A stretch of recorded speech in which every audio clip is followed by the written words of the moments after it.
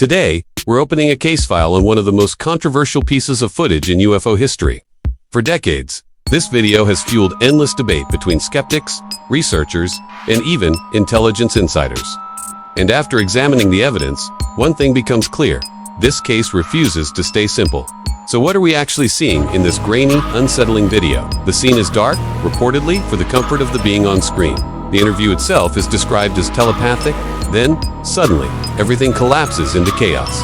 The being begins to choke, vitals spike on a strange monitoring device.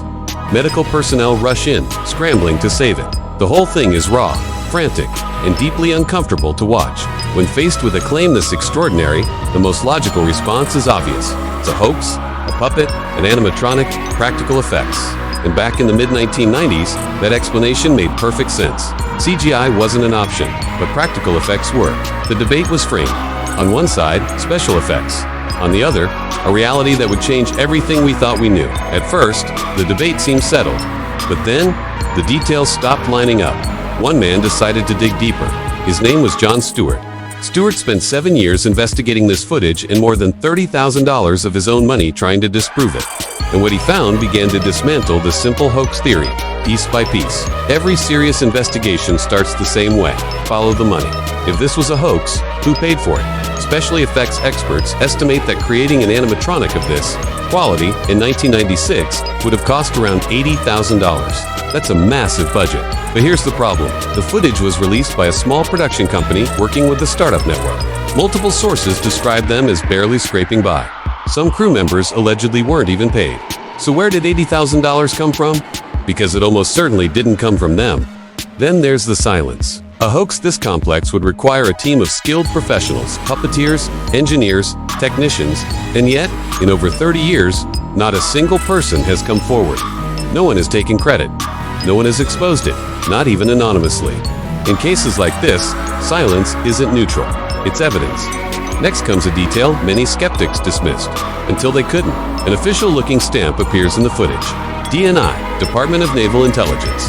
For years, critics claimed the agency didn't exist, but Stewart's investigation found otherwise. Multiple independent sources, separated by decades, confirmed that the DNI is very real. A former naval aviator called them the spooks of the Navy. A former CIA operative confirmed its existence casually, off the record. This wasn't a fake acronym someone just made up. Then came something even harder to ignore. A leaked memo, allegedly from inside the Defense Intelligence Agency, listed those present at the interview. Among the names were Rear Admiral Ned Schaefer, who was the liaison to the Joint Chiefs of Staff, and Captain Lowell Jake Jacoby, who would later become the director of the Defense Intelligence Agency.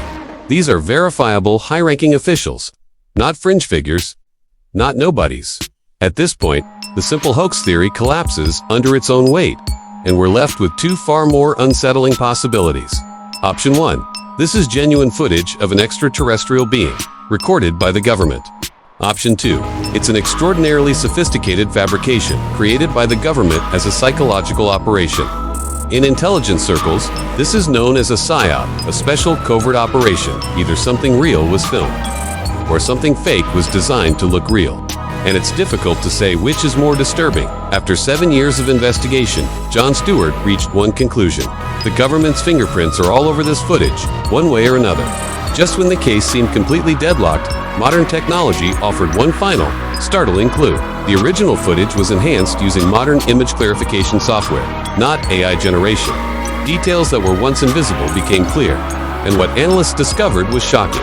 The enhanced footage revealed micro-expressions, involuntary eyebrow movements, tiny muscle twitches, subtle biological reactions during physical distress. A 1990s animatronic could perform large, programmed movements, but involuntary micro-responses, those weren't programmable.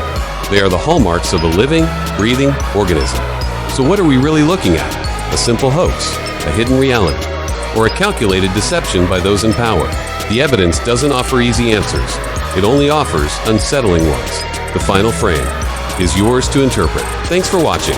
If you want to dive deeper into cases like this, make sure to subscribe and hit that notification bell. We'll see you in the next investigation.